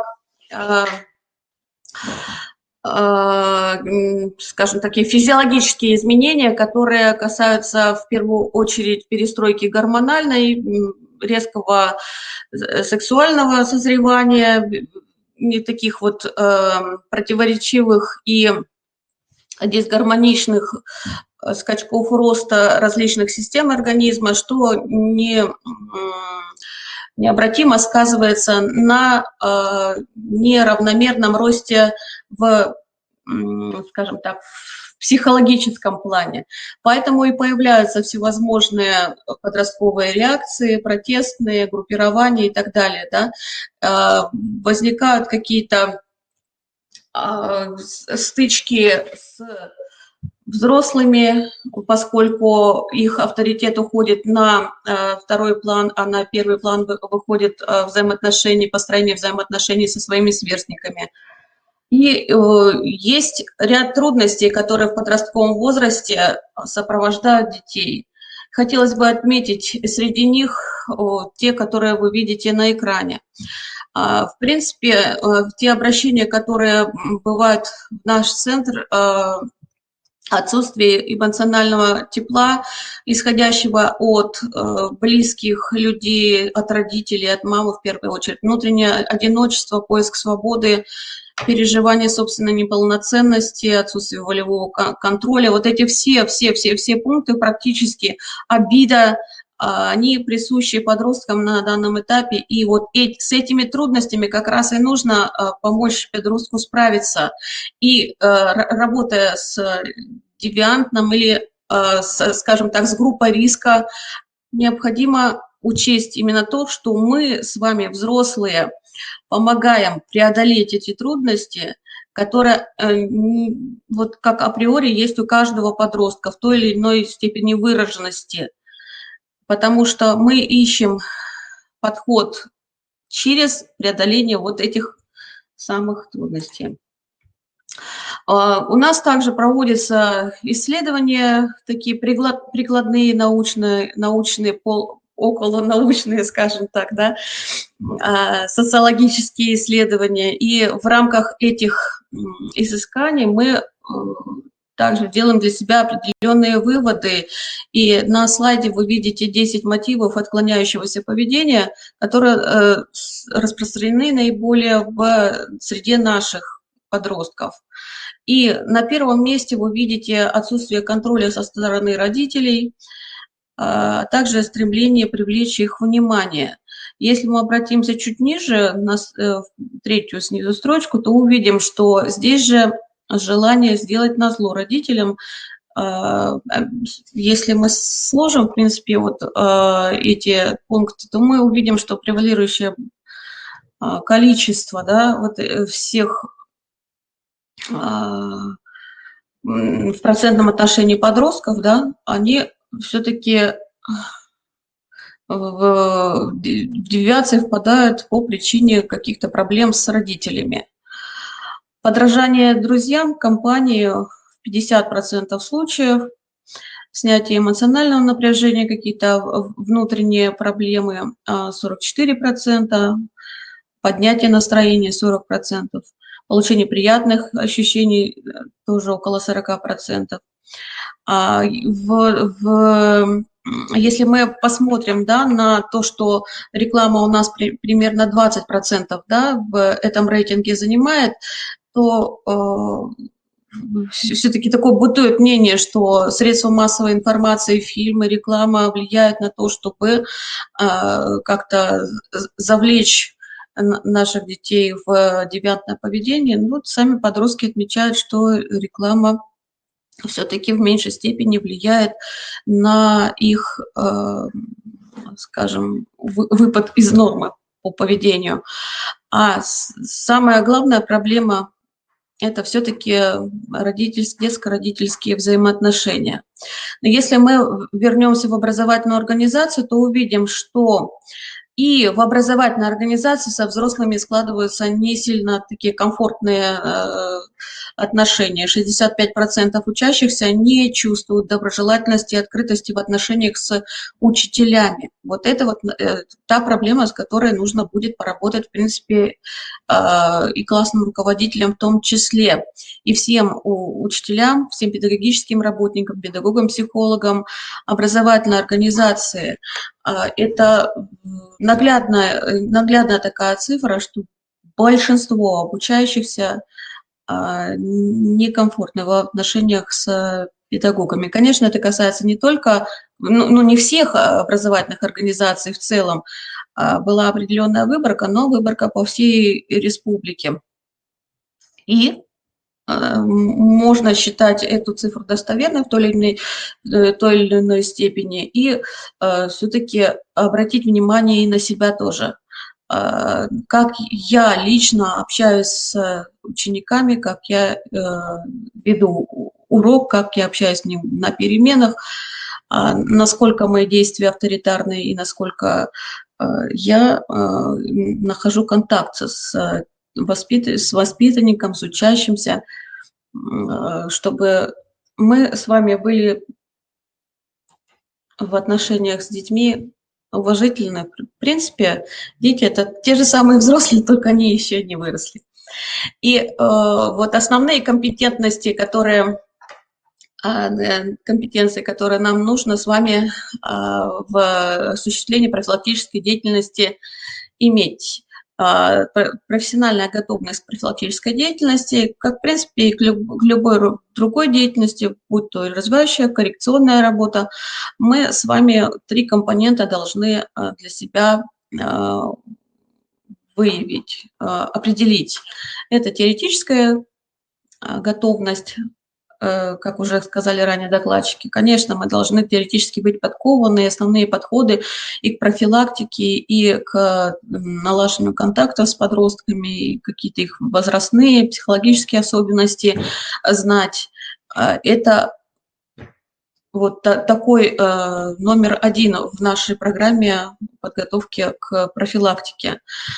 Есть практический компонент, когда мы овладеваем какими-то методами, техниками, процедурами психологической профилактической работы.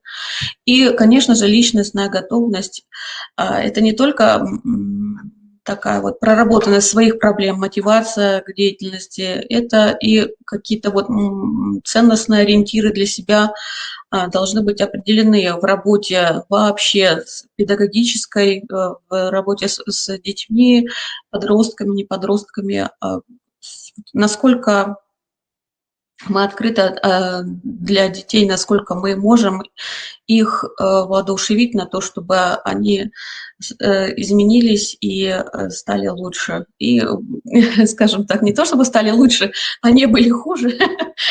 Вот, получается, что психолог, педагог вокруг себя создает такую ауру, которая, такой вот микроклимат, который самому ребенку дает возможность спокойно прожить подростковый возраст и для себя выйти в плюсе, а не каким-то, скажем так, раненой птицей. Работа профилактическая должна включать в себя несколько блоков. И желательно, чтобы в образовательной организации была разработана профилактическая программа. Это может быть учрежденческая программа. Вы можете сами, как классный руководитель, разработать для своего класса профилактическую программу. Это не возбраняется, это очень даже приветствуется. И, конечно же, в любом деле должно быть командное сотрудничество. Вот если мы начнем с диагностического блока, то мы должны поработать в команде с кем? Конечно, с педагогом-психологом. Если педагога-психолога нет, то мы что делаем? Мы берем в свои руки, но пользуемся не психологическими методиками, а методиками педагогического, например, наблюдения, чтобы какие-то подключить психологические методики, нужно посотрудничать все-таки с педагогом-психологом образовательной организации или центра. Вот. Вы все участвуете, все образовательные организации Республики Коми участвуют в социально-психологическом тестировании. Елена Николаевна из Центра защиты прав детей, она, в принципе, вот является членом той команды, которая курирует Социально-психологическая республика по всей России.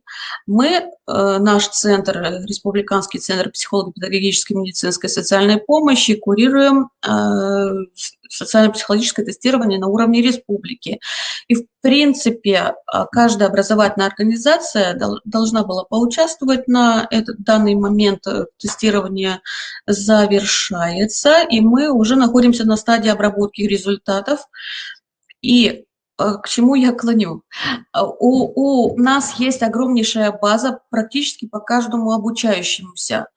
Значит, социально-психологическое тестирование выявляет факторы риска и защиты для каждого ребенка. И если у вас даже в школе, скажем, есть психолог на полставки там, или нет педагога-психолога, у вас есть данные по этому ребенку, какие у него есть факторы защиты и риска, что у него западает, или у него все в порядке, и у него благоприятная ситуация, с чем работать, у вас есть огромнейший материал. И, пожалуйста, обращайтесь для организации индивидуальной профилактической работы за результатами к психологу, а психолог уже обратится к нам, чтобы мы с вами каждого ребенка держали на контроле. И вот данное социально-психологическое тестирование, конечно, оно было ориентировано изначально на выявление немедицинского потребления психоактивных веществ, но сейчас мы склоняемся к тому, чтобы это тестирование использовать более масштабно, более широко для выявления проблемных точек, вот, допустим, для того, чтобы выявить фрустрацию, тревожность, склонность к риску, импульсивность, подверженность мнению группы или склонность к излишнему одобрению или к рискованному поведению. То есть там очень много таких вот субшкал, которые могут нам помочь наладить индивидуально-профилактическую работу. Это очень важно. В диагностический этап мы выявляем особенности, которые нужно либо корректировать, либо развивать и оптимизировать состояние ребенка, исходя из складывающихся вот таких вот факторов риска защиты. Конечно, вот на 100% в это социально-психологическое тестирование не нужно погружаться, можно подключать и другие методики на ваш вкус, выбор, и ваш опыт может подсказать вам много таких методик, которые могли бы вам дать достоверную информацию. Но поскольку у нас вот такой вот масштаб именно вот социально-психологическое тестирование, нужно его использовать эффективно, и чтобы все, что мы затратили, все усилия, которые мы затратили на то, чтобы замотивировать родителей, замотивировать обучающихся, собрать у них согласие, все это должно иметь какую-то пользу, и ваша задача с нас эту пользу вытребовать. Вот этот диагностический блок. А мотивационный блок, установочный блок, он уже также был озвучен и ранее, и ваши вопросы были о том, что как замотивировать родителей, как замотивировать обучающихся на то, чтобы какие-то в отношении себя, скажем, принимать меры для исправления или для развития, самосовершенствования и так далее. Он должен быть в любой работе. И наша задача как специалистов, как профессионалов, каждый из нас профессионал своего дела, и я думаю, что ключик к детям мы найти сможем. Блок практической реализации. Это уже, собственно, ваше творчество, ваша инициатива, да, какие программы и тренинговые будете подключать к этой работе, чтобы гармонизировать состояние личности подростка, чтобы какие-то произошли подвижки, чтобы отогреть сердце подростка на ваше усмотрение. Блок оценки эффективности воздействий. То есть вот вся работа, она в принципе стандартна, вы прекрасно это знаете, что мы идем от диагностики и заканчиваем этой же диагностикой. Насколько нам удалось получить какие-то позитивные поведенческие реакции, переживания, насколько удалось стабилизировать состояние, вытащить подростка из девиации и настроить его вот в временную перспективу в позитивном ключе.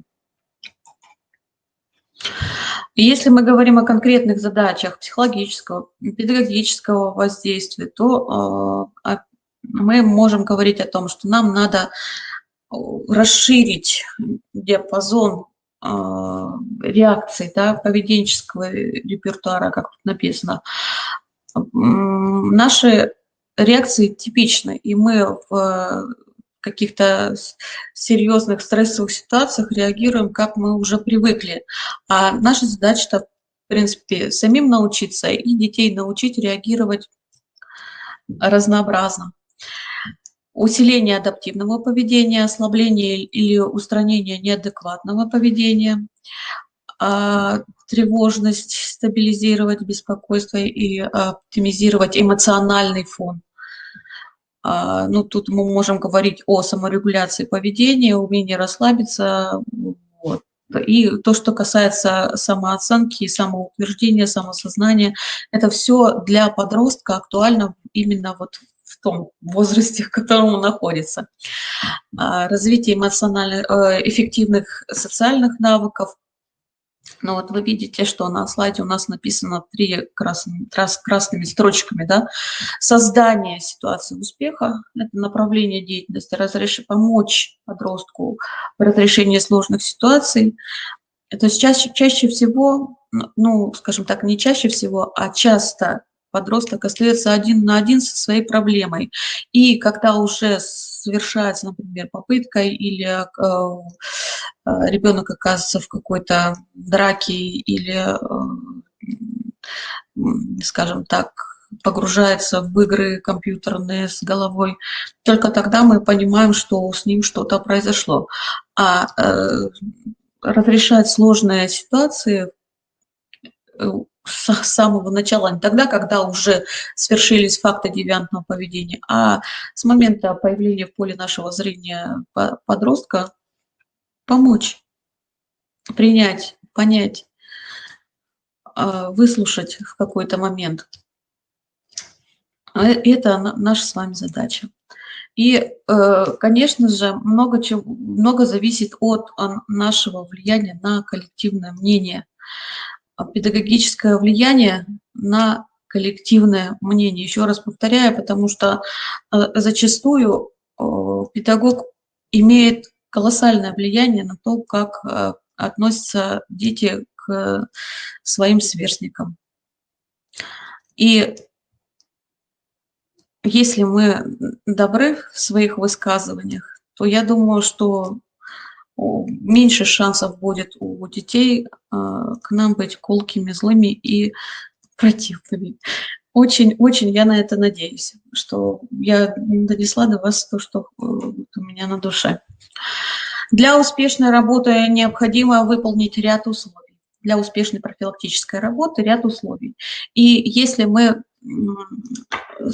нас в голове зреет мысль, что этот ребенок вываливается из нормы, скажем так, он девиантный, то мы первое условие выполняем, фиксируем поведенческие проявления. И причем фиксируем конкретно, заводим дневничок, чтобы понять, как часто, с какой мощностью, с какой силой, систематичностью бывают его девиантные проявления.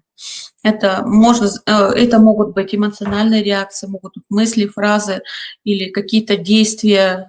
Там, Вася Петров несколько раз подставил подножку Маше, когда она шла отвечать в доске, например. Вот что-то в этом роде, да, то есть вы будете фиксировать эти проявления в дневничке, и очень поможет понять, насколько системны эти отклонения в поведении определенных детей, которые попали в поле зрения вашего контроля. Я, к сожалению, плохо вижу, и все ваши вопросы прочитаю, если есть такие и комментарии, чуть позже, хорошо? Так, значит, условия. Фиксируем поведенческие проявления. Для того, чтобы у нас были основания отнести подростка к тем, кто систематически нарушает, например, возьмем дисциплину, да, или систематически у него появляется какой-то тремор там, рук, там, или он каждый день плачет, или что-то вот такое, что будет нас настораживать. Условие номер 2. Функциональный анализ поведения девианта. Он проводится при первой встрече, а также для оценки эффективности работы или изменения тактики воздействия. Вот мы видим, да, что мы это все записываем там, где оно должно быть, в дневнике. В дневнике.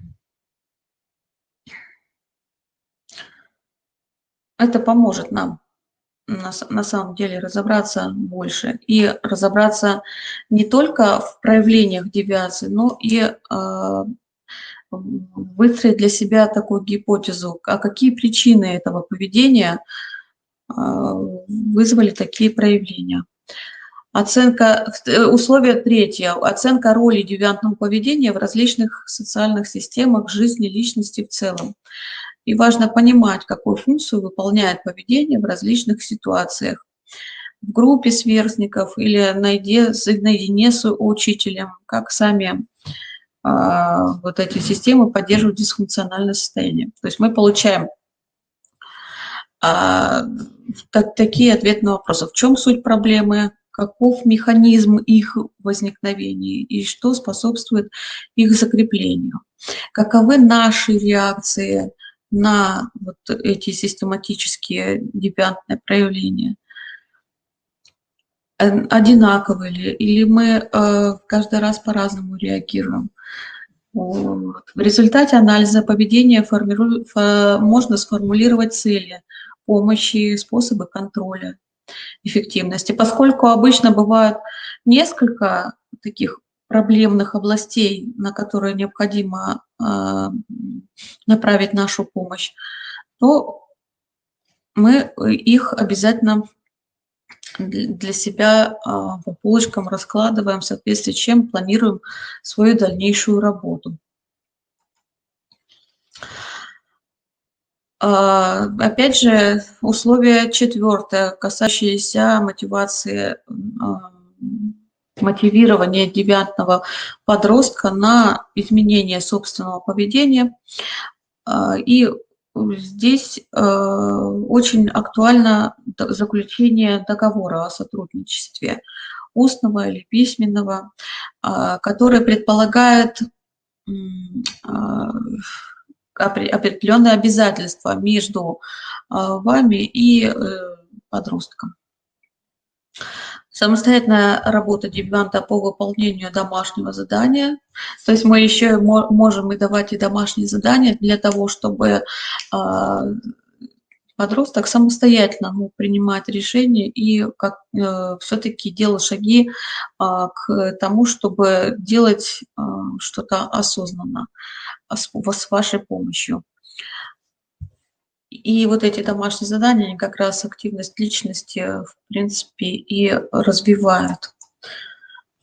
Основные группы методов, которые можно использовать в работе с подростками, это методы стимулирования мотивации, изменения поведения, методы коррекции эмоциональных нарушений, методы саморегуляции, методы когнитивного переструктурирования, методы угошения нежелательного поведения, методы формирования позитивного поведения.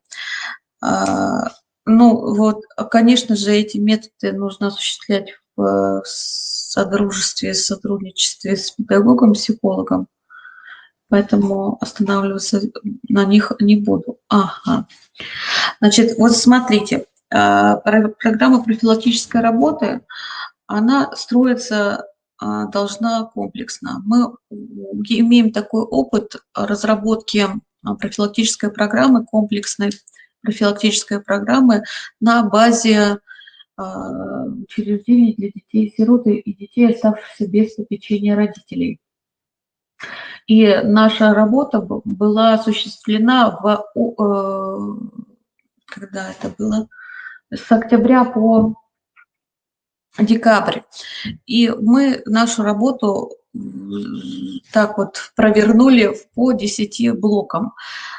Сейчас блоков будет немножечко поменьше, но вот эта комплексность, она прослеживается на таких блоках, которые затрагивают учебную деятельность, воспитательную деятельность, социально-психологическую, психологическое сопровождение, здоровье, сбережение, социальное партнерство, это лечебно-профилактическое направление, это, что же еще там забыла, короче говоря, вот очень-очень-очень много направлений, которые все работают на профилактику.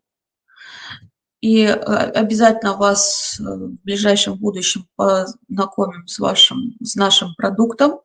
Возможно, это будет на Республиканском методическом объединении, или данную информацию можно будет найти на сайте нашего центра, адрес сайта будет указан. Ну, вот эта комплексность должна прослеживаться. И еще раз я настаиваю на том, чтобы мы работали в команде. Ни один классный руководитель не справится, ни один педагог-психолог не справится самостоятельно. Но если мы объединимся в команду, если тот же самый психолого-педагогический консилиум, совет профилактики будет работать в позитивном ключе, не на то, чтобы наругать, там, поставить в угол или, скажем, отшлепать, да, ну, образно говоря, а будет настроен на то, чтобы искать, как позитивно выйти из этой ситуации. Так подросткам плохо, что они уже в девиации застряли по самое уши. На самом деле, когда дети приходят, и они такие колючие, как ежики, а потом понимаешь, что внутри у них слезы, и вот им некуда идти, и им не может помочь даже семья, очень тяжело. И нужно быть вот тем плечом друга, который просто будет рядом. Вот. Еще хочу также с опытом нашей команды познакомить. Родительский лекторий «Наши дети». Мы также работаем в направлении повышения компетентности психологической и родительской общественности Республики Коми. Нами была создана такая площадка ВКонтакте и на сайте нашего центра, которая называется «Родительский лекторий «Наши дети». Туда мы помещаем статьи актуальные по тематике психологической. И добро пожаловать на сайт. На слайде виден адрес, презентация будет выложена, можете заглянуть туда. Можете с нами посотрудничать, если у вас есть интересная информация или интересные вопросы. Будем рады с вами взаимодействовать, чтобы как-то усовершенствовать процесс нашего с вами сотрудничества. Очень много статей на сайте, на нашей группе ВКонтакте, потому что данная информация востребована, люди обращаются, в том числе в рамках вот того консультационного центра «Родительская академия», которая работает при нашем центре. То есть таких два взаимосвязанных блока, которые направлены на работу с родителями. Если родительский лекторий «Наши дети» – это такое виртуальное общение, то консультационный центр «Родительская академия» запланировала, заточена на то, чтобы работать в очном режиме в том числе. То есть можно прийти в наш центр, консультационный центр «Родительская академия», который работает при нашем республиканском центре и оказывает адресную помощь родителям, испытывающим трудности в воспитании с детьми, повышению их компетентности. Тут все написано. И мы действуем в рамках федерального проекта, работаем с 9 до 5. В дистанционном режиме можем работать, ну, получается, что тоже в рабочее время и вечером. Или по предварительной договоренности мы, в принципе, можем контактировать. Телефончики и все контакты я сдаю вам. Улица Пушкина в городе Сыктывкар, у нас дом 89. Телефон не тот. Получается, у нас телефончик, вы видите на экране, где улица Катаева, да, вот этот верный телефон. Остальные данные вот на заключительном слайде. Если есть вопросы, давайте вы мне зададите по телефону 301-357, дополнительный 214, и мы с вами в индивидуальном порядке будем решать ваши вопросы. Спасибо за внимание. Юлия Валентиновна, мы благодарим вас за выступление. Я надеюсь, что на вопросы, которые задают наши участники. Вы сможете ответить индивидуально, либо по электронной почте. Да, конечно, Я конечно. так понимаю, да, в прямом эфире у нас вопросов нет, и во вкладке «Вопросы» тоже. Спасибо вам большое за выступление. Мы благодарим вас. И у нас остался еще один спикер. Это Борякина Лилия Анатольевна, учитель средней общеобразовательной школы номер 13 города Воркуты. Лилия Анатольевна, я думаю, с нами на связи. Лилия Анатольевна расскажет о реализации программы по профилактике и коррекции кризисных состояний обучающихся в ее школе. Программа называется «Руки помощи». Лилия Анатольевна, добрый день. Рада вас приветствовать на нашем онлайн-семинаре. Вам слово для выступления. Хорошо, спасибо. Здравствуйте, уважаемые коллеги. Последние десятилетия в России наблюдается рост аутоагрессии среди подростков в 3 раза, что связано с изменениями, происходящими в экономике, политике и социальной сфере. И подобные изменения особенно остро отражаются на поведении подростков, наиболее чувствительных к периоду полового созревания и формирования личности. В подростковом возрасте чувства становятся очень бурными и импульсивными, не всегда контролируются и осознаются. Подрастающее поколение становится все более непредсказуемым в своем поведении и отношении. Поэтому подростки – это та группа людей, с которыми обязательно должно быть проводиться профилактическая работа по профилактике аутоагрессивного поведения. Основные причины суицида несовершеннолетних – это неразделенная любовь, конфликты с родителями, со сверстниками, страх перед будущим, одиночество. Этому способствует в том числе и смещение ориентиров с нравственных внутрисемейных ценностей на материальное и социальное положение в обществе, изменение приоритетов воспитания, бесконтрольное использование подростками интернет-ресурсов. Мощным фактором, влияющим на подростка, является система его социальных связей, прежде всего семья. И поскольку большая часть времени жизни детей связана с образовательной организацией, то именно система образования может стать реальной площадкой для работы по раннему выявлению и профилактике аутоагрессивного поведения. И решение этих задач можно осуществлять только при комплексном взаимодействии всех специалистов образовательного учреждения, родителей и целенаправленной совместной деятельности субъектов профилактики. С целью комплексного решения проблемы в 2012 году была разработана программа профилактики аутоагрессивного поведения среди детей и подростков «Руки помощи». Создателями программы явился авторский коллектив действующих педагогов-психологов средних общеобразовательных школ нашего города: Архиповой Любови Васильевны, Лекомцевой Натальи Петровны, мной и Суворовой Лоры Артушиной, директора Центра психолого-педагогической медицинской и социальной помощи города Воркуты. В 2013 году программа стала победителем республиканского конкурса «Пси-перспектива» и была рекомендована Министерством образования Республики Коми для реализации в других учебных заведениях. Программа «Руки помощи» реализуется во всех школах нашего города на протяжении 8 лет. Цель программы – реализация системы психолого-педагогического сопровождения учащихся по профилактике и предотвращению аутоагрессивного поведения.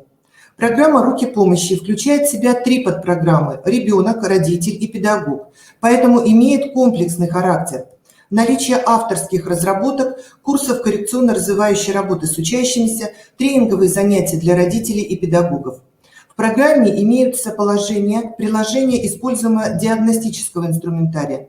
Ежегодная работа по реализации программы предполагает замену тем проводимых мероприятий для педагогов и родителей с учетом результатов профилактической деятельности за учебный период.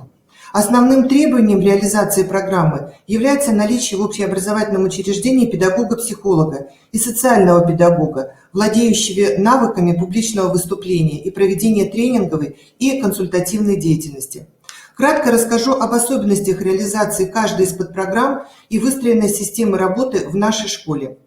Система работы социально-психологической службы по профилактике аутоагрессивного поведения учащихся строится согласно алгоритма профилактики. В начале учебного года разработан план работы по предупреждению аутоагрессивного поведения учащихся. Назначены ответственные за организацию профилактической работы в лице заместителя директора по воспитательной работе и педагога-психолога. Определены сроки реализации плана, который рассмотрен на заседании Совета профилактики и утвержден директором школы.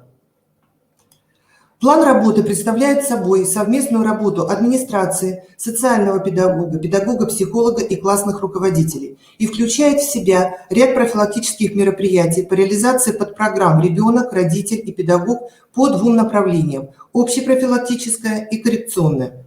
Мероприятия по общей профилактике направлены на организацию психолого-педагогического сопровождения учащихся с 1 по 11 класс.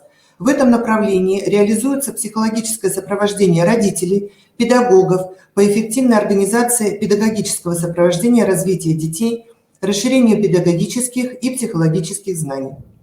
Мероприятия по реализации коррекционной работы направлены на работу с учащимися, которые по результатам первичного анкетирования и углубленной диагностики имеют высокий уровень склонности к аутоагрессивному поведению. Здесь предусмотрена работа с родителями группы риска учащихся по коррекции детско-родительских отношений. Каковы же особенности реализации подпрограммы «Родитель» в нашей школе? Традиционно главным институтом воспитания является семья. И то, что ребенок приобретает в семье, он сохраняет в течение всей последующей жизни. Поэтому подпрограмма «Родитель» направлена на расширение знаний родителей о причинах и факторах аутоагрессивного поведения и обучение родителей навыкам взаимодействия с детьми. В связи с этим работа с родителями проводится в 3 направлениях: просветительская деятельность, консультативная, индивидуальная, групповая и информационно-методическая работа. В начале учебного года организуется совместная работа классного руководителя и педагога-психолога. На родительских собраниях родителям рассказываем о необходимости психолого-педагогического сопровождения учащихся на всех ступенях образовательного процесса и проведения психологической диагностики с целью выявления раннего неблагополучия эмоционального состояния детей и подростков. По результатам работы около 90% родителей дали свое письменное согласие на психолого-педагогическое сопровождение, остальные – письменный отказ. Работа с этими родителями была продолжена классным руководителем и социальным педагогом. Положительной динамикой является тот факт, что с каждым годом количество отказов снижается, что говорит о доверии со стороны родителей к специалистам социально-психологической службы. Параллельно проводилась индивидуальная консультативная помощь по запросу родителей по вопросам детско-родительских отношений. Особой формой работы с родителями является распространение информационно-методических материалов, памяток, видеоматериалов через ГИСЭО. На школьном сайте в разделе «Цени свою жизнь» размещена информация для родителей с телефонами служб экстренной социальной и психологической помощи по профилактике аутоагрессивного поведения, буллинга, кибербуллинга, жестокого обращения. В течение года педагогам, психологам, социальным педагогам, классными руководителями проводится родительский всеобщ по предупреждению эмоционального, психологического неблагополучия детей. Тематические родительские собрания с обсуждением вопросов о профилактике аутоагрессивного поведения и жестокого обращения в семье, профилактике агрессивного поведения у детей по итогам проводимого мониторинга агрессии среди учащихся 5-7 классов, по вопросу трудностей процесса адаптации, психологической готовности к выпускным экзаменам, возрастных особенностей детей и подростков, стиля воспитания, изменения детско-родительских отношений. В период карантина данное направление реализовывалось посредством дистанционной консультативной помощи и распространения методических материалов на личную почту родителей в электронном журнале. Общий охват родителей составил 100%. Организованная таким образом работа позволяет осуществлять социальную и психологическую защиту детей, снизить количество детей с аутоагрессивным поведением, а также будет содействовать улучшению детско-родительских отношений. Соответственно, критериями оценки эффективности профилактической работы являются повышение уровня психологической просвещенности родителей и снижение количества учащихся, склонных к проявлению аутоагрессии. В рамках реализации подпрограммы «Ребенок» работа с учащимися проводится в нескольких направлениях. Это просветительская деятельность, диагностика эмоционального состояния, консультативная, индивидуальная, групповая, коррекционная и информационно-методическая работа.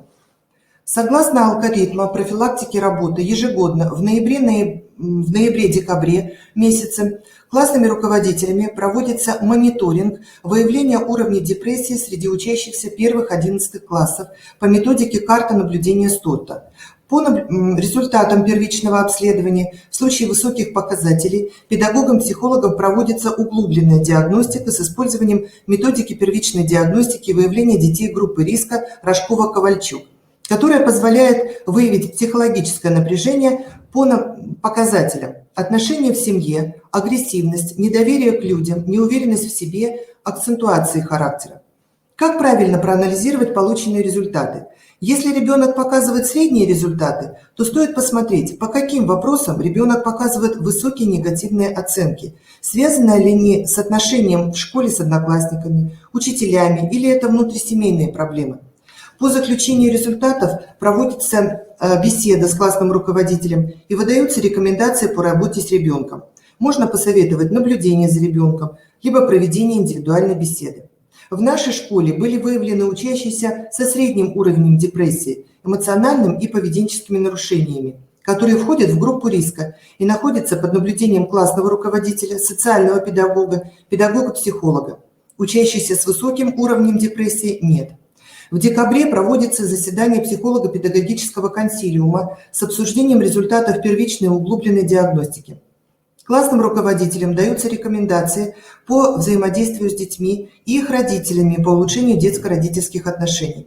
С родителями данных школьников была проведена индивидуальная беседа. Даны рекомендации посещения детского психоневролога. Учащиеся группы риска включены в групповую работу по развитию эмоционально-волевой сферы и реализацию других профилактических программ. В период первой-второй четверти с учащимися первых, пятых, десятых классов проводятся индивидуально-групповые адаптационные занятия. Во второй-третьей четверти проводятся коррекционные занятия по психологической подготовке в сдаче выпускных экзаменов среди учащихся 9-11 классов.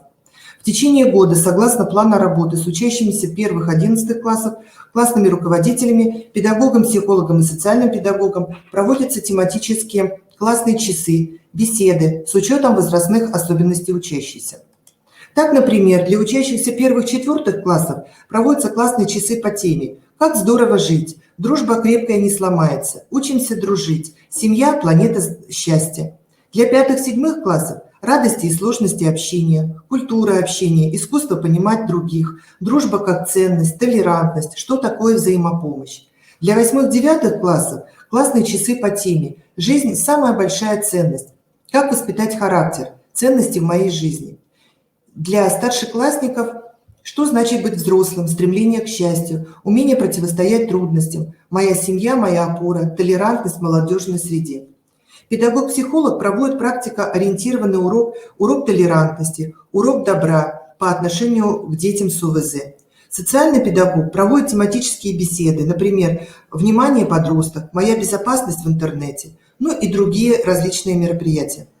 На школьном сайте в разделе «Цени свою жизнь» размещена информация для учащихся с телефонами служб экстренной социальной и психологической помощи, телефонами доверия, школьной службе медиации, методические рекомендации «Твоя психологическая безопасность», психологическая готовность к выпускным экзаменам.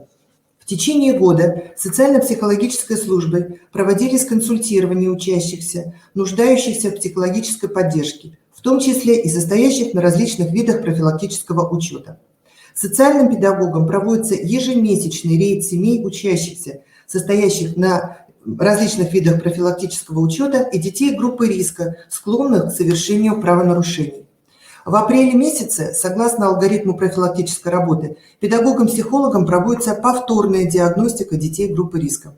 У некоторых детей средний уровень депрессии сохраняется. Как правило, это связано с нарушением эмоционально-волевой сферы и проявлением акцентуации характера. С такими детьми и их родителями работает социальный педагог. С целью отслеживания детско-родительских отношений классные руководители посещают семьи, проводят консультативную работу, ежедневно наблюдают за эмоциональным состоянием учащихся и в случае негативной динамики сообщают психологу. Считаю, что основной задачей профилактической работы с подростками является проведение разъяснительной работы на предмет информирования о последствиях необдуманных поступков, формирования позитивного мышления, формирование навыков умения противостоять трудностям и находить внутренние резервы. В мае проводится итоговый психолого-педагогический консилиум с целью оценки качества проводимых мероприятий по профилактике аутоагрессивного поведения среди детей и подростков и планирование деятельности на следующий учебный год. Согласно алгоритму, в случае суицидальных тенденций и действий у школьников направить информацию о несовершеннолетних с высоким риском суицида или суицидальных попытках в течение суток субъектам профилактики. В случае выявления высокого уровня аутоагрессии по результатам углубленной диагностики или суицидальных тенденций в программе прописаны разнообразные методы кризисной психокоррекции и элементы психотерапевтических техник для индивидуального блока занятий. После прохождения цикла индивидуальной работы учащиеся продолжают занятия в группе. Предполагаемый результат индивидуально-коррекционной работы – это расширение кругозора учащихся, изменение тоннельного мышления ребенка. Учащиеся должны уметь находить способы выхода из кризисных состояний и управлять своим эмоциональным состоянием. Соответственно, критериями эффективности будут являться развитие эмпатии, навыков общения, навыков планирования собственной жизни. Большой блок профилактической работы в школе связан с взаимодействием с педколлективом. Цель подпрограммы «Педагог» – повышение компетентности педагогов в вопросах реализации педагогической поддержки обучающихся группы риска. В рамках реализации программы проводятся мероприятия, направленные на расширение знаний педагогов об аутоагрессивном поведении и методах педагогической поддержки обучающихся в кризисные периоды жизни, расширение знаний о возрастных особенностях учащихся на разных ступенях обучения, формирование компетенций педагогов по улучшению детско-родительских отношений и профилактика профвыгорания самих педагогов. В течение года для педагогов проводятся тематические семинары, лектории, педагогические консилиумы по профилактике буллинга, жестокого обращения в классных коллективах, формированию благоприятного социально-психологического климата в школе.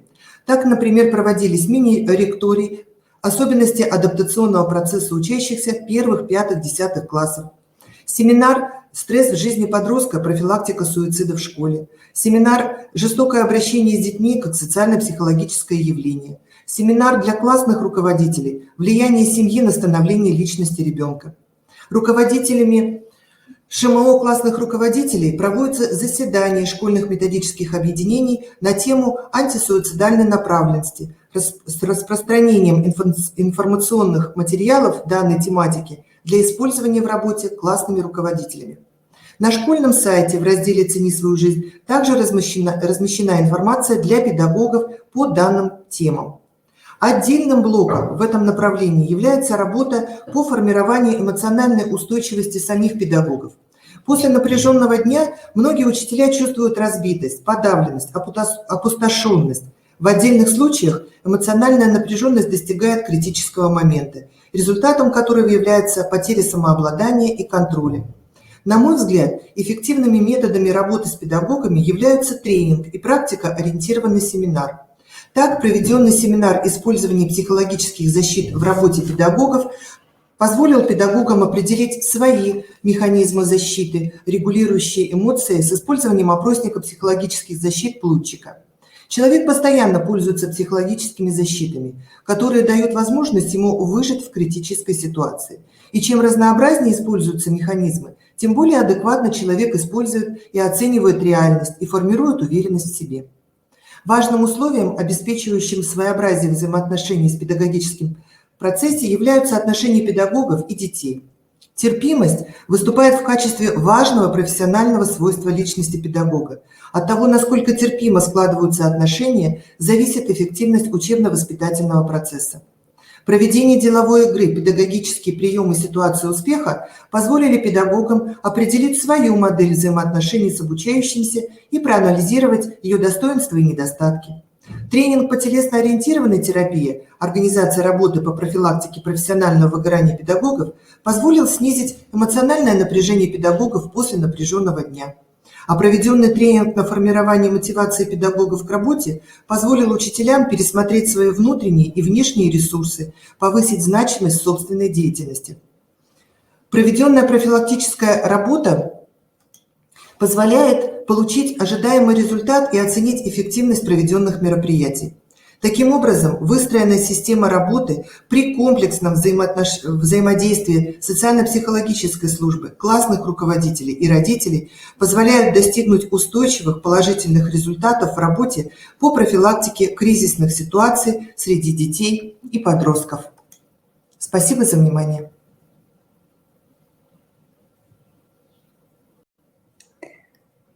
Спасибо, Лилия Анатольевна. Судя по тому, что в чате пишут слова благодарности, материал был представлен очень интересный, нужный для тех, кто сегодня подключился к нашему эфиру. Если у нас нет вопросов, Лилия Анатольевна, благодарим вас за выступление. Это был последний спикер, выступающий с сегодняшнего нашего семинара. Спасибо всем, кто принимал участие, кто подключался к эфиру. Запись онлайн-семинара будет находиться в видеозале. Там же будут размещены презентации выступающих для скачивания. Желаем всем успехов в работе. До новых встреч. На этом наш онлайн-семинар закончился. Спасибо за внимание.